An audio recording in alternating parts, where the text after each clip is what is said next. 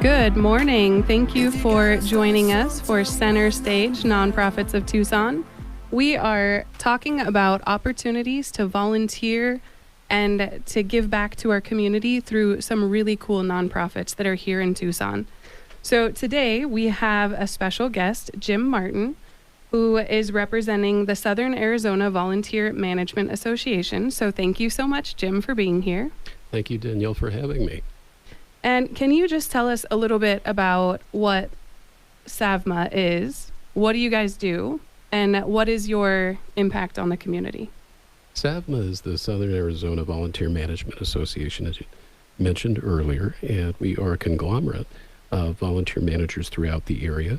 We have a specific mission to share educational opportunities for the managers to learn everything from management to recruitment to how to work with volunteers of different varied segments of society, and how, of course, we can attract volunteers and motivate volunteers in our efforts. SAVMA, specifically here in Southern Arizona, is intent on putting on events which help with keynote speakers who can provide pathways into the information I just talked about, or who can provide new information on how to attract volunteers. Most of all, it's also an opportunity for the volunteer managers to get to know one another in the region. That has a great benefit because they're able to share things that work for them. This is, we're really in this together. None of us look at it as a competition, so it's very helpful to be able to share our experiences with one another. And share the struggles and the difficulty too, because someone else may be able to give you answers that you didn't have or insight you didn't have. That's a really cool opportunity, just to get that information and that feedback in community. The community is great. It's true, and it's probably needed more now than ever. Unfortunately, over the last 40 years, we've seen volunteerism decline throughout the country. Yeah. With the pandemic in 2020, everyone everywhere has seen a pretty significant drop. While so much of that is coming back, the world has changed so much, and volunteerism has changed. The expectations that volunteers have, how we demonstrate our gratitude to volunteers, the things that they're looking for, and of course what volunteers find meaningful in their work. Because if volunteers don't find something meaningful to them, well, they're probably not interested in continuing that kind of work. You know, you brought up an interesting thing, the volunteers wanting to find meaning in what they're doing. Are you seeing a shift in what the volunteers find meaningful? Is it an identifiable shift, or is it something that just kind of depends on the individual? I think that's a great question. Before COVID, it was very common to have volunteers come into any nonprofit who are interested in participating, and they might share, okay, where would you like me to go? I'm happy to do whatever you'd like me to do. Now they have usually something very specific that they're looking to participate in, and generally their schedules have changed. They're looking to participate for a certain period of time in a specific time of the week, and of course there's nothing wrong with that. I think volunteers are more focused now on what is meaningful to them. It's not just something that, hey, I have this extra time and I'd like to busy myself with something that benefits the community. But they'd also like to do something that every time that they leave that volunteer opportunity, they feel like they've made an impact. Yeah, that's an interesting shift. I don't think I had really thought about that, but the shift of the focus of volunteers is a huge thing and would impact so many organizations. And I mean, I ran a nonprofit for a while, and having someone show up and say, hey, I'm here, tell me what to do, is one of the coolest things you can have, because of course then whatever your highest need is, here you've got someone who can fill it. And so to be losing that would make it really difficult for the organizations that just need someone to fill in every now and then. And I think that, that speaks to us as a community. When we're wanting to help someone, is it about us or is it about them? And really learning, I know for my own kids, I want my kids to learn to volunteer. I want them to learn it's not for them. It's not just what they want to do. It's where the need is. And so, if they wanted to volunteer however they wanted to, they'd probably volunteer to go play at the park. And that's not what's needed. So, Danielle, I that's think wonderful to hear. That's wonderful that you're bringing your children up with that point of view. You bring up a great question, and a lot of us sometimes it's a matter of we need assistance, so we're almost looking at it from a utilitarian point of view of okay, how many people do I need to complete this task? So we look at it as you'd said, is this something that benefits us or benefits the volunteer? And of course, the ultimate goal is to find what benefits both. right. And one of the things that I like so much about SAVMA is you find so many other individuals that are there with the same goal of how do I help find that passion for the volunteer? And the passionate volunteers are just such amazing people. They Yeah. give so much of their time. Where I work at Tucson Medical Center, some of our volunteers are amazing. They come in daily. This is not just something that is a uniform they put on in the morning and take off after their shift. It's really they put all of themselves into it, and it's about making a connection with the community. One of the things I love about Tucson, I've lived here. This is my 32nd year in Tucson, and I come from the East Coast, and we're the big city where I grew up in. It's very, I'll take care of me, you take care of you. And that's fine. But what I love about Tucson is we're a very community-oriented culture. When we have these connections where we unlock the passion of a volunteer, we make those connections with the community. And however trite that might sound, it's not just about meeting the goal that we might need to accomplish a task, but rather it's about doing it together, having that strong connection with the community. And it's amazing. And that's what I've learned so much while I've been with SAVMA. You just said that better than I think I could have. I'm starting to wonder if you should host the show instead of me. That was really good. Thank you. And that really speaks to it too. I can think of so many times that someone had come in and, they know that they want to help, but they don't necessarily know how. And one really cool thing is, like you're saying, when they find that thing that they're passionate about, and then they just want to keep doing it. And so finding something that you are passionate about and that you can serve at the same time, I mean, that really is amazing. The great thing about SAVMA is wherever we are in the community, those passions are going to be individual. So sometimes the volunteers will come into your specific area, and maybe it's not the right fit. That doesn't mean they won't be an amazing volunteer, but it does mean that I might reach out to some of my colleagues that I've met through SAVMA and make a recommendation that would be a perfect fit for both parties, and they get to unlock that passion and make magic happen. So if someone wants to volunteer and they really don't know where or what, they don't really have any direction, can they come to SAVMA to get some options, some ideas, maybe some starting points? Or do they need to go to a specific place and kind of move on from there? Yes, yes, and yes. Okay. It never hurts to go directly to an organization that you're interested in volunteering. That can never hurt. If you go to savma.org, that's SAVMA.org, you're going to see a list of members. You'll see a number of nonprofit organizations that people can volunteer with. But what you'll also see is we have an annual recruitment event every April. And that annual recruitment event is the largest in our region. And there are going to be a number of participants, and it's one place to go where you're going to see so many different opportunities. One of the amazing things about volunteers right here in Pima County is the average volunteer doesn't volunteer at just one organization. We have some people where I work at TMC that we're Tuesday for them. And every other day of the week, they're volunteering somewhere else. Some people, it's one other place or two other places, but most volunteer in several places. So coming to an event like that would be great. And that's in April, you said? It is in April every year. One of the things that we've been talking about lately at SAVMA, we're very proud of our awards event that we are having in January 18th. And we have we are presenting the awards to the awardees. It's at the TCC from 8 to 10.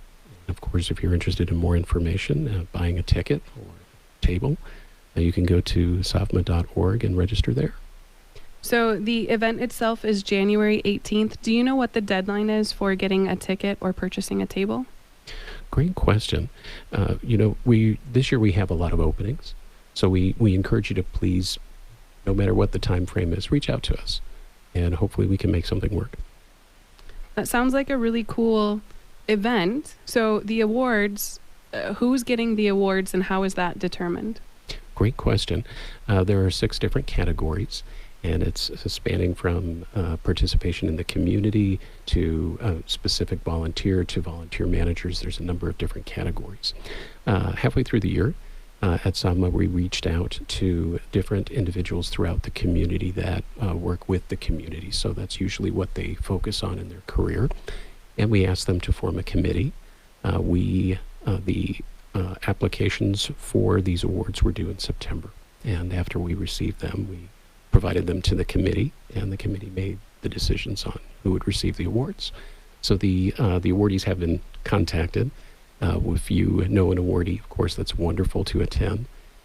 But it's also a great place to hear our keynote speaker, who happens to be Nicole R. Smith. She is a volunteer expert.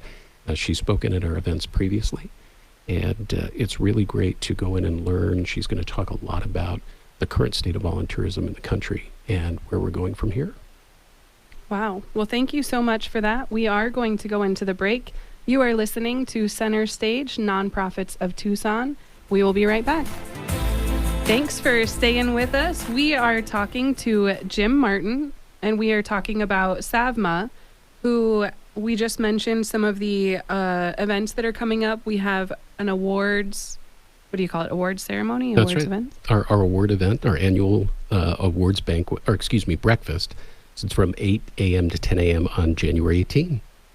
And to get tickets to that, someone can go to the website? Go directly to our website at savma.org, and you'll go under event registration, and you'll find the information there. It's at a great convenient place, the TCC right downtown. It's a great breakfast, and more than anything, great connections. Well, and we just mentioned, or you mentioned rather, how these are people who are being recognized for something that they have done, for what they're doing for the community. They're people who were nominated and then are now being recognized. So it's really cool to be able to celebrate with them what they've done for the community, right? These are... Absolutely. Recognizing both volunteers and volunteer managers. These are people who not only have gone above and beyond, but have shown such a degree of passion that they've made an indelible impact on the community and the organization they work with. So if you can be there to go and celebrate with them and just appreciate what they have done, there is a speaker. Can you remind us who that speaker is? Absolutely. The speaker is Nicole R. Smith. She has been our keynote speaker before. And she is absolutely amazing. There's not going to be another person in the United States who knows more about volunteerism than Nicole. She's going to talk about our current state of volunteerism in 2024 because so much has changed post-pandemic. And she's going to tell us where volunteerism is heading. And you do not have to be a member to attend this event. But if someone did want to be a member, how would they do that to join SAVMA? Great question. SAVMA is, we would love members, of course, and we want, in a perfect world, we'd have everybody join. But we recognize that might not be possible for everybody, so you can certainly attend the events if you're not a member. If you'd like to become a member, again, savma.org. Go to our website. You can sign up right then and there. It's a minimal cost, particularly when you consider what you're going to derive from it. Very cool. Thank you for sharing that with us. And, let me ask you before I move into my next question, is there anything else about SAVMA that you would like to tell us before we talk about TMC? I guess what has really drawn me to SAVMA are the people who've been involved. And I'm going to have to mention a couple of names because they're just amazing people. There's not going to be another person in Tucson who's more passionate about volunteerism than Jennifer Lowe's. She is a driving force behind SAVMA, behind all the events. She puts a lot of herself into it. And she has, of course, amazing connections, and she also has amazing acumen as a volunteer manager. The other is Gina Hansen. If you don't know Gina Hansen, you should. She's an amazing individual. She has an amazing personality. Before you're done talking to her, you will want to volunteer with Habitat for Humanity, where she works as the volunteer manager there. But she also puts a lot of herself into SAVMA. And the two of them have worked with some of the other amazing individuals there to really create a great network. Thank you for sharing all of that. And you mentioned a little bit just about at the beginning of the show about how you work for TMC and you work in the volunteer services. Can you tell us what your position is and what you do for TMC? Sure. I have the good fortune of serving as the Director of Volunteer Services at Tucson Medical Center. I've been in this position a little more than 3 years. As a matter of fact, I began the position mid-March 2020. I started on Monday, and on Friday, due to the pandemic, we had to send all the volunteers home. Wow. Interesting timing. It's been an amazing experience getting to know the volunteers. There's so many great things about Tucson Medical Center and the hospital environment. Our mission at TMC is to provide exceptional health care with compassion. And there's no part of that sentence that's more important than any other part. Certainly, it is of extreme importance to provide expert medical care, but just as important as providing that compassionate care, and the volunteers can be an amazing part of that. And having us talk about TMC is a little bit outside of our norm, but I find it so interesting that there are so many opportunities that I didn't realize existed in volunteering for TMC specifically, but for a hospital in general even. We had spoke a little bit off air about how, the main thing that I knew of for volunteering at a hospital was the people that go in and they go into the NICU and hold babies and, just taking care of these little babies. And I knew that because my babies were both NICU babies. And I actually had my kids in a different country and they didn't allow volunteers. It was very different there. But I had people back home in the US asking me, about this and if they had people there. And we were really lucky that I was able to spend a lot of time with my kids and that the nurses were great. But I loved that there's someone who is going without an agenda, but just to go and love on babies. I mean, that's really cool. And so that was the only thing that I really knew about. What are some of the other opportunities that you do have, some specifics? And I have heard there's a long wait list for the NICU babies, by the way. Unfortunately, that is true. The NICU and pediatrics are our number one requests for volunteers who are coming to TMC. Nothing's going to be more popular than the young little babies. However, when you look at a hospital like TMC, we are licensed for 600 beds, and we have just under 5,000 employees. It's one of the largest hospitals in the region, and there are so many different things that are needed to provide assistance.